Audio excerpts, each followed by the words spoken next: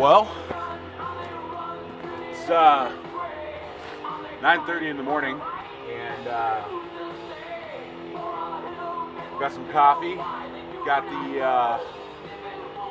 some Metallica playing. Getting ready to start the smoker up, and put a roast in it. Now, I came out here this morning, and I was moving the water pan around, and I felt some heat. Oh, well, shit. I closed the vents last night at like, I don't know, 8, 9 o'clock, something like that. And just shut them. I mean, with a half a basket of fuel. It's still fucking burning. Because the vents were closed, it could barely breathe. So it's still hot. It's not hot enough to smoke, but there's still definitely embers in there, which is amazing to me. I mean, that was like over 12 hours ago with only half a basket of fuel that was already partially burned, and it's still burning. The efficiency of this thing is insane. So I'm gonna move the camera over here so you can see the shit.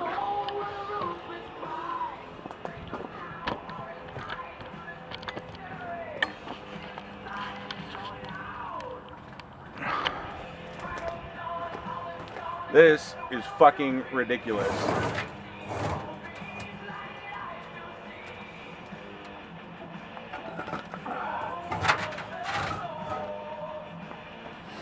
That shit in the back is still totally on fire. And since I haven't really ever had to deal with this, not really sure what to do with it. I think what I'm gonna do is I'm gonna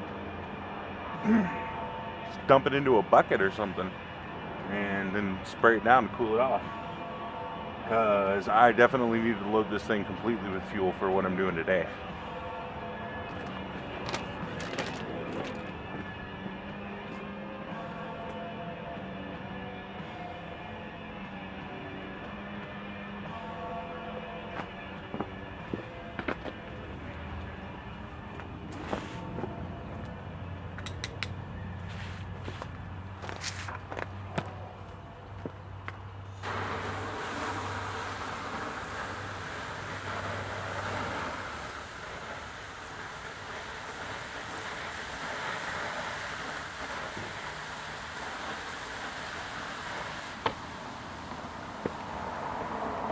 That is crazy.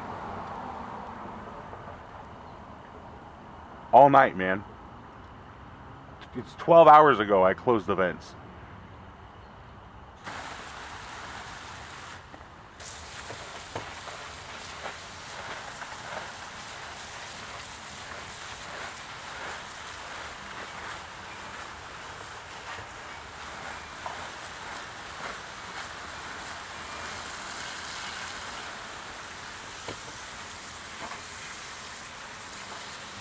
And I'm not worried about getting water on it because it's just going to dry right back out, so it's not going to rust.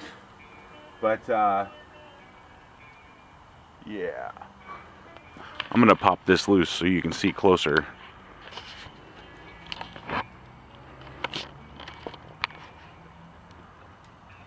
That is retarded. That was all still going. I mean, shit, you can see briquettes in there. Fogged the lens right up.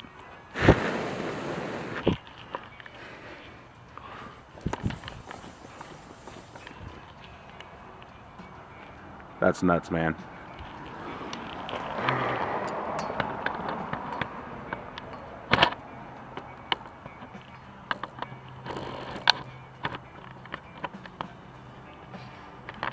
All right, well, let's get to it. Now that it's cool enough to touch.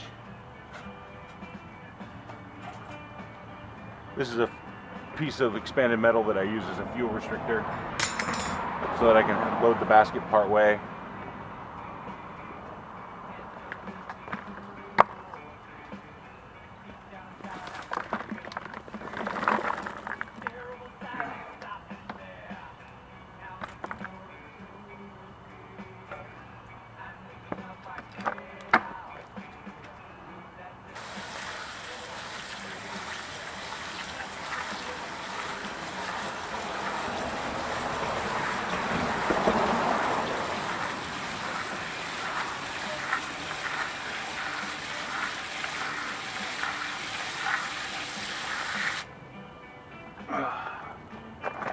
Alright, I'm going to back the camera up a bit.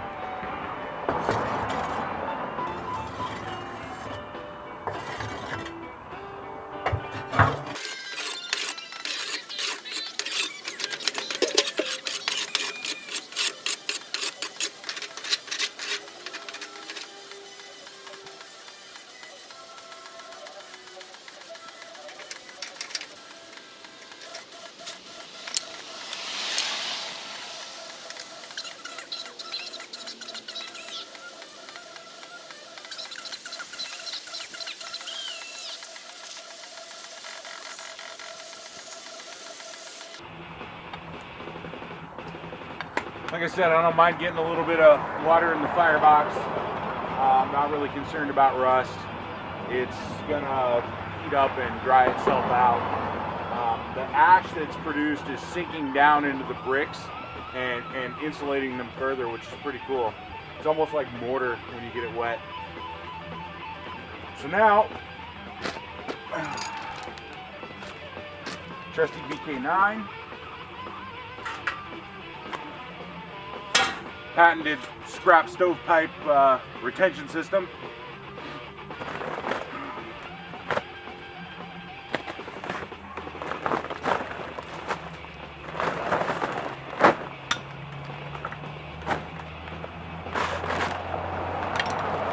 And some fucking charcoal. Like a lot of fucking charcoal.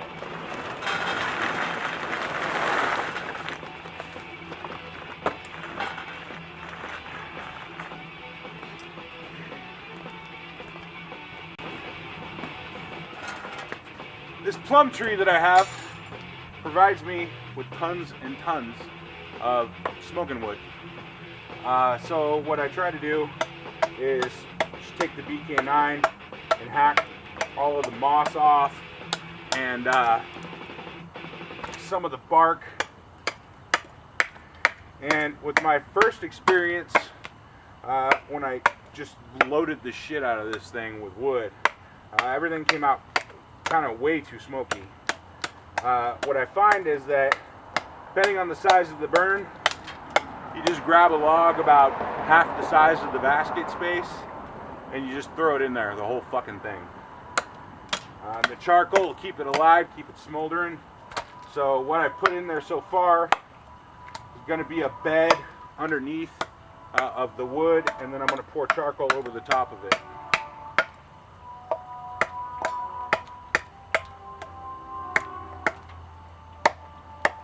Cool thing is that this hardened seasoned fruit wood kind of turns into charcoal all on its own, which is pretty neat.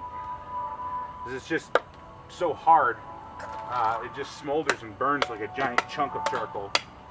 But it produces smoke because it's not charcoal, so that's awesome.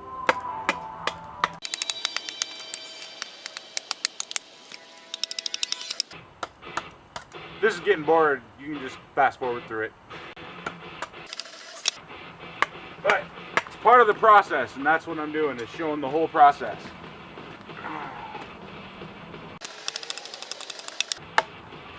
You want the moss off because moss makes a really acrid tasting, shitty, nasty smoke that tastes like burning dirt. And bark doesn't burn for shit, so you want it off. You don't got to get all of it, just a lot of it. Help the wood underneath actually take the coal.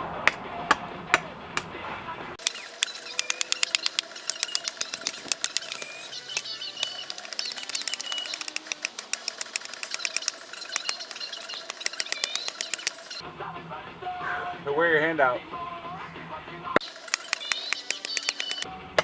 But I have found that a big, huge fucking Bowie knife like the BK9 is definitely the tool of choice here. One, it's sharp, and with quick motions, you can shave off big pieces, which is really what you're trying to do. It's not like an axe where you're chipping into it.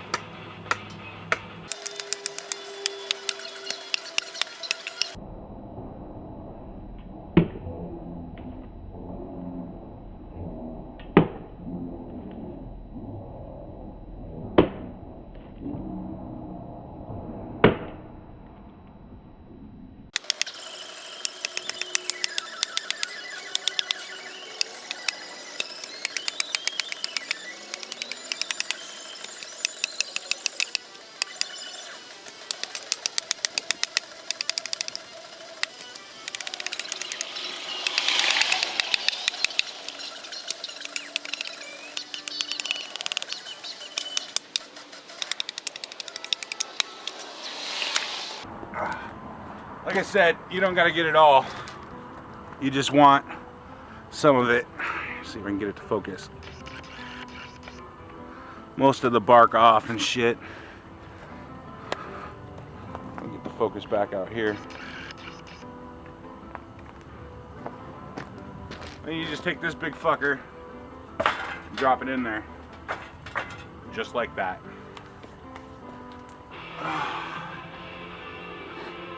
Then, more charcoal.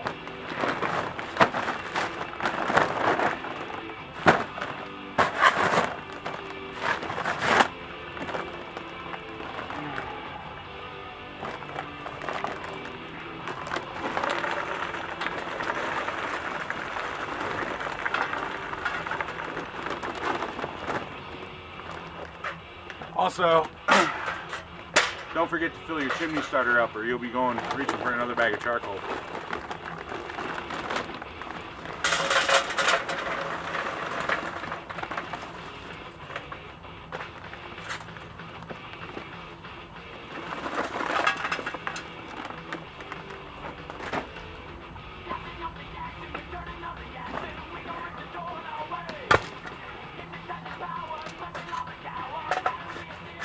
So that is 2 16-pound bags of charcoal and a log, and you can see the fire basket isn't even all the way full, but I'm okay with that. 30 pounds of charcoal should be plenty. I like it full to the top, but if I learned anything from what I just showed, fucker does not need to be full. So, now we gotta start a fire.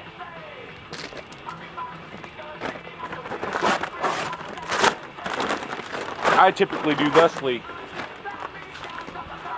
A bag of Kingsford charcoal is made of 3-ply paper. Rip some chunks out of that fucker, tear it apart, crumple it up, and use it to start your chimney. The way I look at it is a bag of charcoal comes with its own starter.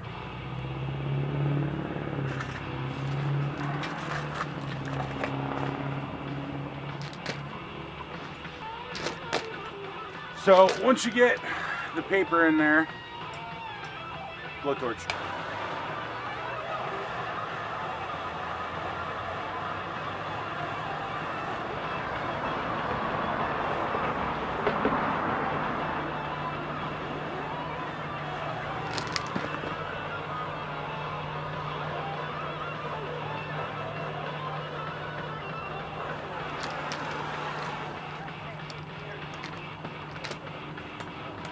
So that's the way I get the fire started. Now I'm going to stop this and I will resume the video once I have a full chimney of charcoal.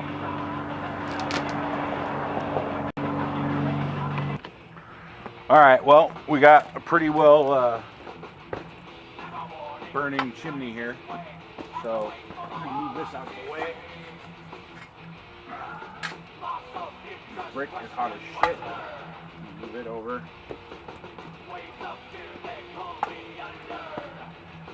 Pick the fucking fire basket up and put her in the smoker. It's not light. It's 30 pounds of charcoal plus that log. I'd say it weighs, combined with the basket's weight, probably close to 40 pounds now.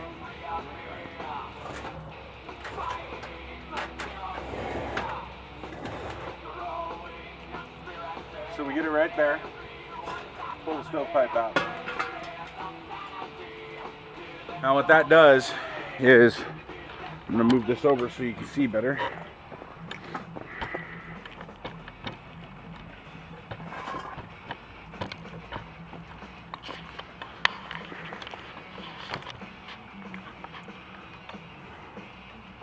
Oh, fuck it. I'll just pull the camera off. What that does is creates this slope right here. And you can see the charcoal slopes down. So when I dump this in there, it'll level off and it'll be even all the way across the top. So I'm going to do that now and try not to melt my camera.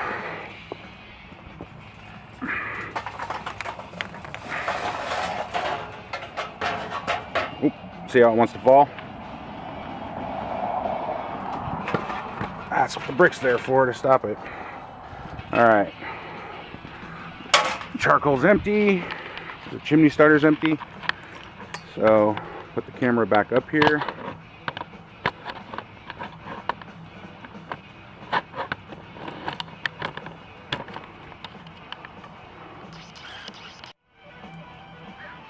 Sorry for the splice there. I accidentally stopped it recording. Anyway, so then you take the stovepipe scrap here, which works great to shove this thing in without burning yourself, like so.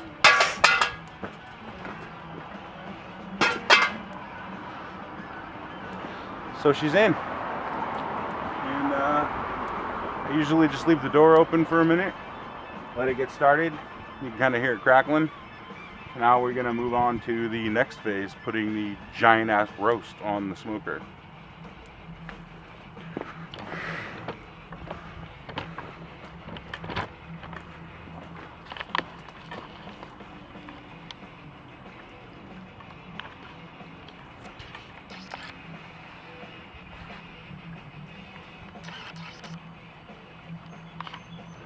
So I've already got the probes in there, sitting about where I want them to be.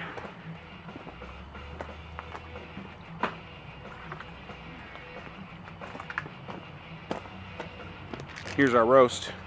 I don't know if that's focusing or not. Oh, there we go. Zoom back out.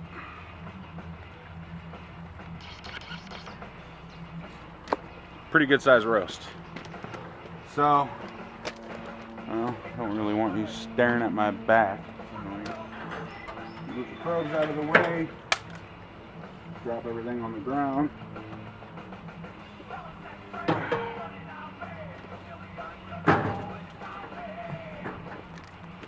Fat aside towards the heat.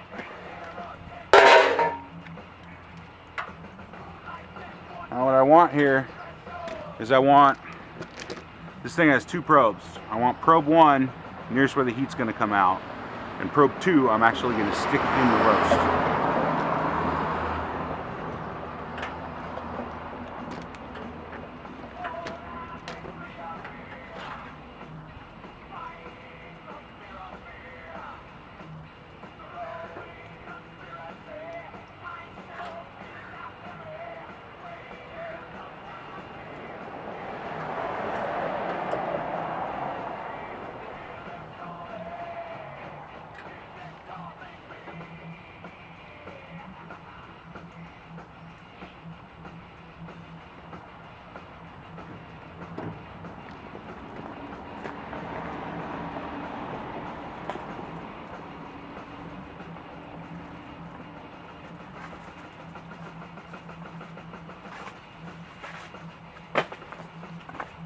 Ever useful when you're doing this stuff is to just have some aluminum foil on hand. It's like it's the baling wire of barbecue. So the reason I need that is because this probe, I'm sticking it down through the grill plates, which I'll just show in a second. I'll just grab the camera and show you. But I want it to stay in place, so I'm just going to use a piece of foil, sticking it through the grill to kind of hold the rear end of it.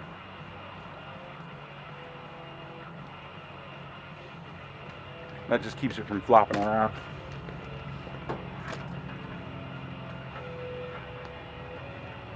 Probe number 2, I'm going to stick right into about the middle of the roast and go to about what I think is the center.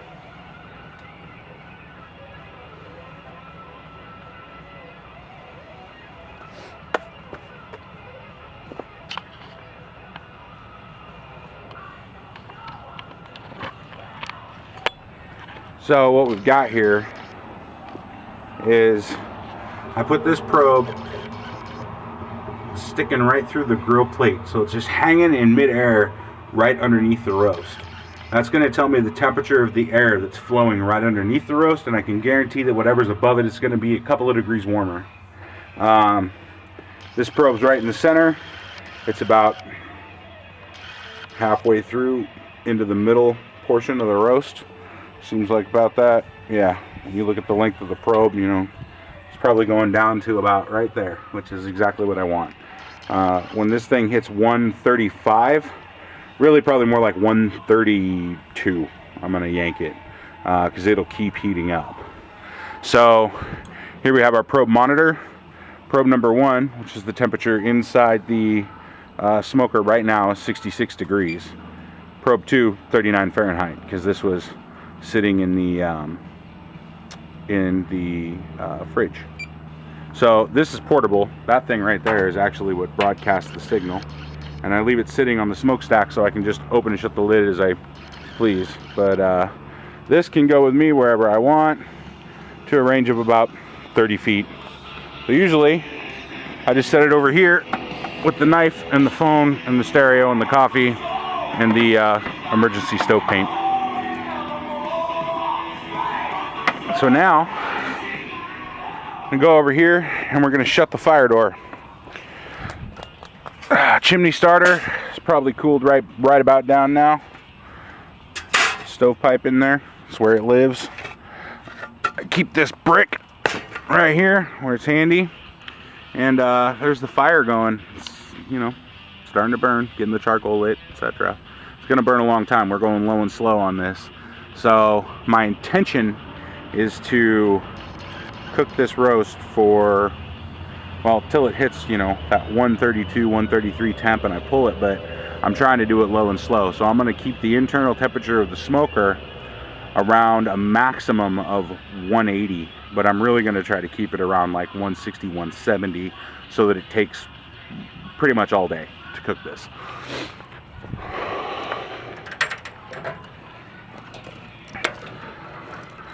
There we go.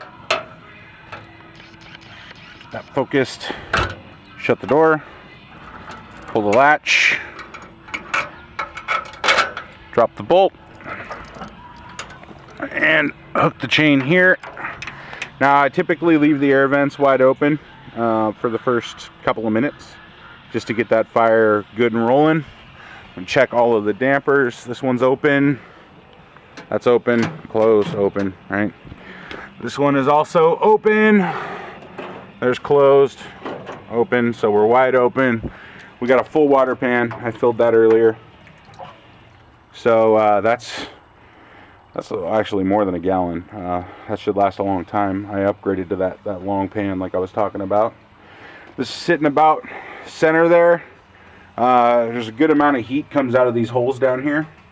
So, you know, in the future, I may actually cover those 4 holes I put there. They seem to sear shit sitting right here, so I'm probably going to end up plugging them up with just chunks of foil or something later. But so that's done. Still haven't put a latch on the door because I'm lazy. I got these probes in it, but they're off by about 20 degrees. So I've ordered new ones that are calibratable, so I can change the temperature on them and calibrate them in boiling water. So for now, without a clip, I use my patented heavy brick tension system. It actually works really, really well. I may never put a latch on this thing. So here we got some smoke rolling out. Kind of hard to see. It's not really cranking out, but we got some smoke. The temperature in the smoker is probably jumping up real fast. Let's see. Yeah, 86 degrees now, 37 in the meat still, which it'll pretty much stay at 37 for a long time. There's 88, 89. So we're climbing pretty rapidly, and what's going to happen is when I hit about 150, I'll start backing the air vents down. It'll keep rising, but it'll rise slower, make it a little bit more manageable. Another thing that I do is I shut this in the beginning. That helps hold the heat in better, raises the temperature a lot quicker. So you see 95 there. When it kicks back, I bet you it'll jump at least 3 degrees. Huh? Maybe not. 1 degree. I'm a liar.